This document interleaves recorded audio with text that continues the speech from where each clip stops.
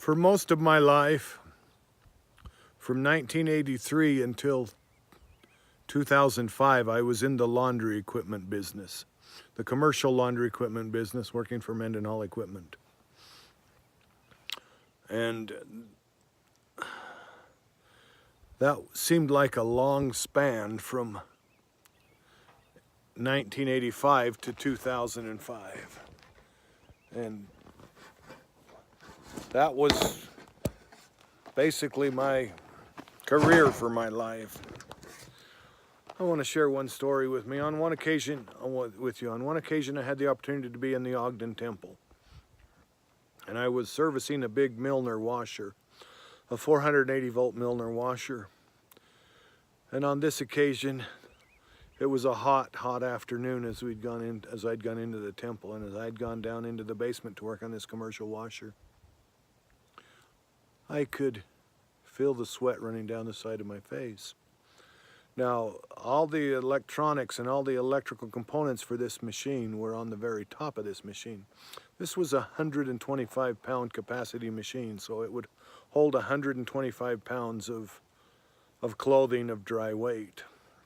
So this control box was pretty large. I could stick my head in the control box, and on one occasion on this afternoon, as I was sticking my head in this control box, I was on a ladder. I was on an aluminum ladder, and I shouldn't have done that. I should have been on a fiberglass ladder, but I was on an aluminum ladder, and as I was working on this washer, the side of my temple brushed up against a contactor, a 480 volt contactor, and with the sweat on the side of my face, it acted as a really good conductor and sent this 480 volts of electricity through my body.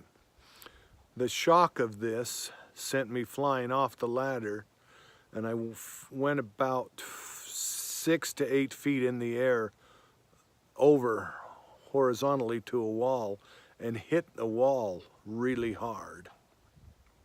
And as I hit the wall, the impact of that hit, apparently as the paramedics came and saw me and checked me out, said that the impact of that hit started my heart up again.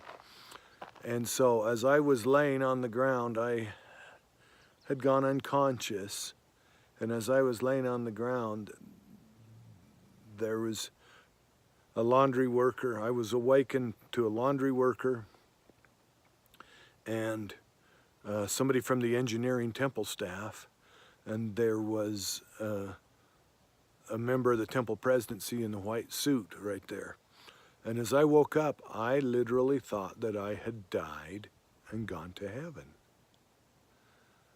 As this engineer said, "Oh, we want you to stay here on the ground. We've called for an ambulance and paramedics for you."